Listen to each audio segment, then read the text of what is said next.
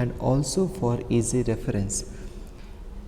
Giving the number to a table, it is easy for us for our reference purposes.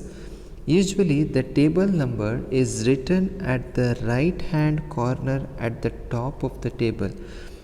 Table number is written at the right hand corner at the top of the table. Next, second part of the table is title of the table. The title should be given to the table. The title should indicate in short the contents of the table, which will be written at the top in bold letters. The title should be given to the table. When the question, what the question describes, what is about the question, we need to mention in the table in a bold letters and in a short form. Next, head note or subtitle. Head note or subtitle, it is a brief explanatory note or statement given just below the heading of the table, put in a bracket. It is a brief explanatory note or statement given just below the heading of the table, put in a bracket. Fourth one, captions. Column headings are called as captions. Column headings are called as captions. They explain what the column represents. Captions are always written in one or two words on the top of each column. Captions are written in one or two words on the top of each column. Next, fifth one is stubs. Row headings are called stubs. They explain what the row represents. Caption represents the column heading and stubs represents the row heading. Captions, they explain what the column represents and stubs explain what the row represents. So these are the two differences between the captions and the stubs. Stubs are usually written in one or two words at the left extreme side of each row. It is been written at the left extreme side of each row. Next is body of the table. The body of the table contains numerical data. The body of the table contains numerical data. The table should be well balanced. The table should be well balanced, that is, length and breadth should have appropriate ratio in accordance to the size of the paper. The body of the table contains only the numerical data, so the table should be well balanced, that is, the length and breadth of the table should have appropriate ratio in accordance to the size of the paper. Next, last one, that is sources. Below the footnote, next, seventh one, footnote. It is generally written below the table, explaining in brief and precisely, clarifying anything special referring to the table, such as conclusions, remarks, omissions, additions, abbreviations, etc. So footnote, it is generally written in the below of the table, explaining in brief and precisely, clarifying any special referring. Whatever the special referings are done in the table, that has been explained under the footnote, especially the conclusions, remarks, inferences, omissions, additions, abbreviations, etc. Next is eighth one, the last one, that is sources. Below footnote or below the table, sources of the data may be mentioned for verification to the reader. Below footnote or below the table, source of the data may be mentioned for verification to the reader. Next, we shall see the general format of the table. We have learned the parts of the table, so we'll learn now what is the general format of the table. See the table number. Table number is been written at the right hand corner at the top of the table. So whatever the table number you know, that if suppose 1, that you have to mention there. Next is the title. What is the title? Title should be written in the bold letters. Next is subtitle or head note. Subtitle or head note, it just to explain the statement of the heading, just to explain the statement of the heading. Next, you see within the columns stub headings, that is row headings. Next is captions, that is column headings. As you solve some of the examples, you will understand, so don't worry now. Next, see entering the stub entries. After that, captions, body of the table. Next, you see the footnote. Next, the sources. This is very important, general format of a table. Next, we shall see the rules or requisites of the tabulation. For a good statistical table is not only grouping of the data into columns and rows, but also summarize the total information in an easy way, with minimum possible space. There is no hard and fast rule for preparation of a table, yet a few general points should be kept in mind when you draw a table. So some of the rules and requisites to draw a good statistical table you need to know. First one is size of the table. The size of the table should be according to the size of the paper within more rows than columns. Than including more columns, there should be the more rows. Exchange of the data can be done by altering the column and rows. A sufficient space should be provided in a particular cell to enter any new or to alter any affected figures. Next, second rule is the logical order. The stubs and caption should be arranged logically according to alphabetical, chronological, geographical order. Items are to be arranged according to the description of stubs and captions. Logical order.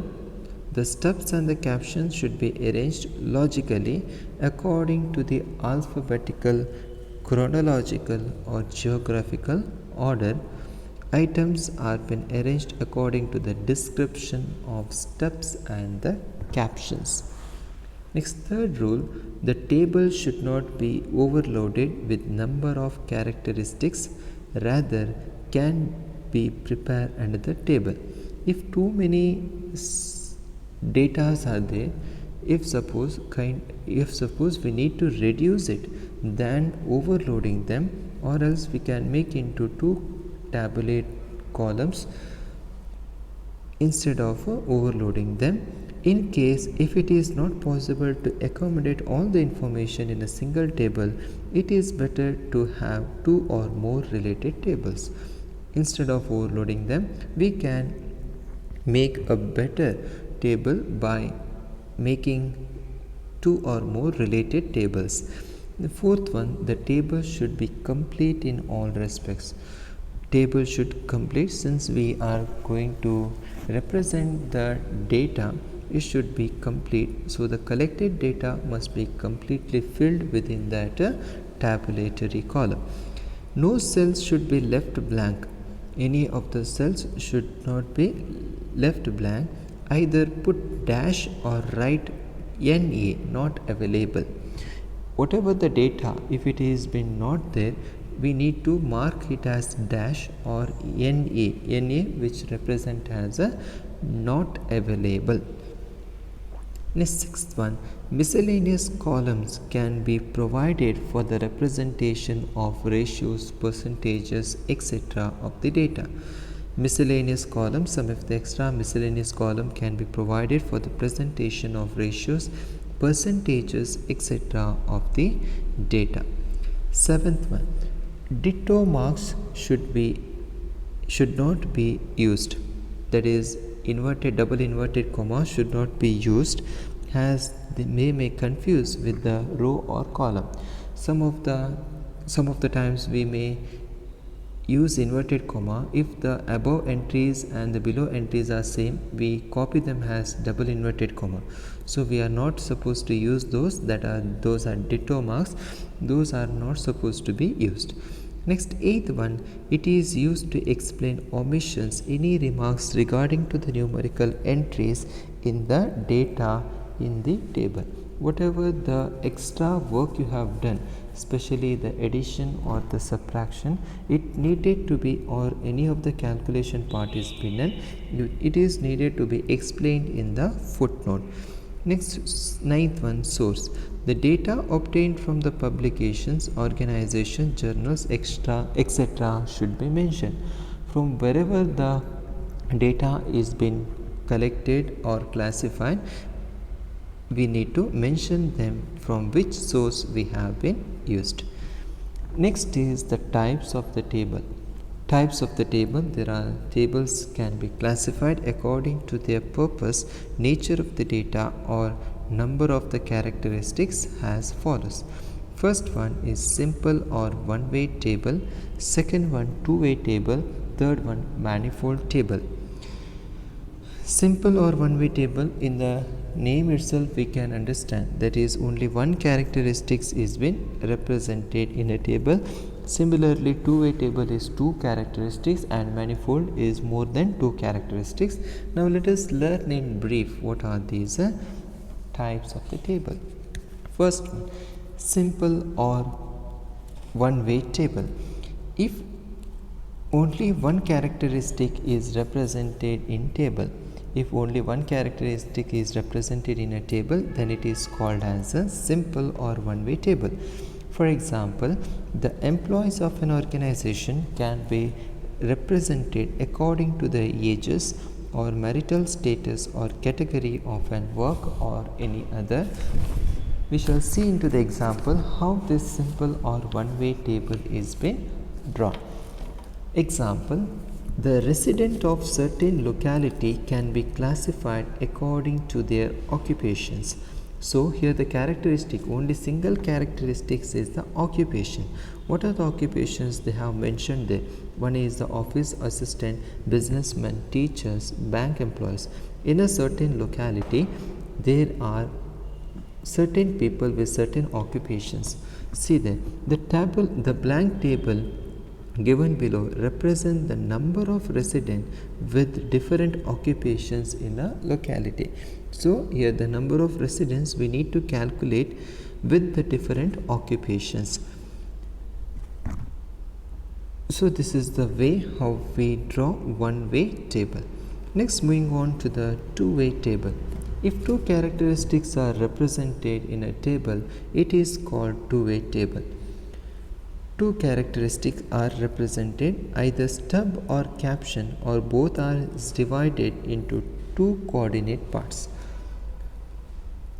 Example, the resident of certain locality classified according to their occupation and sex. Now two characteristics are there, that is, one is occupation, other one is the sex. In this sex, it is been included men and women. Under the sex, men and women. So now earlier you could have seen only in one-way table there were only number of residents. Now you need to include the sex of the number of residents. Now see the solution part there. The blank table given below represents the number of residents with different occupation according to their sex in a locality. See, the occupations are same: office assistant, businessmen, teachers, bank employees, total. Now what is the another one is needed is about the sex. In the locality there are men and women. So in terms of how many men belongs to office assistant, how many women belong to office assistant, we need to calculate. If suppose we don't find any of them, put the dash mark or not available. Next example, prepare a blank table to represent the students in a college according to faculty, arts, commerce, science and sex. See now here there are two characteristics. First one, that is faculty, that is arts, commerce and science. We will enter them in row entries, and column entries will be your sex. In the college there are boys, girls, so then total will give you the number of students. So see the solution. The blank table given below represents the number of students in the different faculties and sex. See the faculty: arts, commerce and science, and total of the students. Next, number of students, that is being students comprises of boys and girls, and total will give you the total strength of arts, commerce and science, and below the total will give you the total number of boys and girls and the total strength. Next, third one, that is manifold table. Manifold table, if more than two characteristics are represented in a table, it is called manifold table. Here stubs or captions are divided into two or more parts. Here stubs or captions are divided into two or more parts. For example, prepare a blank table showing the particulars relating to the resident of the certain locality according to occupation. Under the occupation, they have given office assistant, businessmen, teachers, bank employees. Second one, sex, men and women. Third one, marital status, married or single. So you see the solution, how it is been tabulated. The blank table represents the resident of the locality according to their occupation, sex and marital status. You see the occupations, we take occupations as the row entries, that those are stubs. Now occupation consists of office assistant, businessmen, teachers, bank employees. Similarly, the sex, under this sex we can write whether the marital status also, we can mention the marital status also. See the number of resident, men, women, total. Under men there is how many are married, how many are single, and total. So under women, married, single and total. And similarly married in total, how many are married, how many are single, and the total of them. So in this way we tabulate the given data, and below that footnote and the sources we need to mention. Next, example 5. Prepare a blank table showing the particulars relating to the student of a college classified according to faculty, commerce, science, sex, boys and girls, age group, age below 18 years, 18 to 20 years and above 20 years. Now see how we will plot this in the tabular column. As we substitute this data in the tabulation column, the blank table represents the number of students according to the faculty, sex and age. Now what are the stub entries? That is the age group in years. We can't take now commerce and science is the sub entries, because in commerce we have boys and girls, those we can take them as the captions. So stub entries will be age group in years, that is age below 18 years, 18 to 20 years, 20 and above, and total of them. Then you take in the captions as faculty. Under faculty, commerce, science and total of them, and in commerce we have boys and girls total, under arts, under science, boys and girls total, and in totals boys and girls and the total, and below we need to mention the footnote. Next, example 6. In a sample study about the food habits of residents of a Agrahar village, the following data was observed. 55% of the residents were male, 85% were vegetarian, only 12% were non-vegetarian females. Tabulate the above information. So the data is been given in the form of sentence, so we need to tabulate them. So see, first note down whatever the given things are there. First they have given thing is 55% of residents were male, 85% were vegetarian and 12% were non-vegetarian. So it is been, this describes about the food habit of a locality. See, the food habit of the village is been vegetarians and non-vegetarian. See the solution there. Food habit is vegetarian and non-vegetarian, and total you take them as the row entries. Male, female and total of them will be the captions. Now what they have given is, the first is 55% of the residents were male. So you see the tabular column. Within the tabular column, the numerical data which is marked with star, those are calculated ones, and those which are not calculated ones, those are which the star mark is been not put, it is the given data. So see first the first data, that is 55% of the residents were male. So in a village 55% were male, so write first 55 as the male population. Next 85% were vegetarian. So in the total of vegetarians, 85 were the vegetarians and only 12% were non-vegetarian females. So they have given only non-vegetarian females as 12. So now how will you calculate? First you need to calculate is, since the total population is been 100%, so both the total 85 and in front of 55, so the total will be 100. So 100%. So 100 minus 55 will give you 45. So the total of females will be 45. Similarly, calculate the total of non-vegetarian. 85 minus 100 minus 85 will give you 15.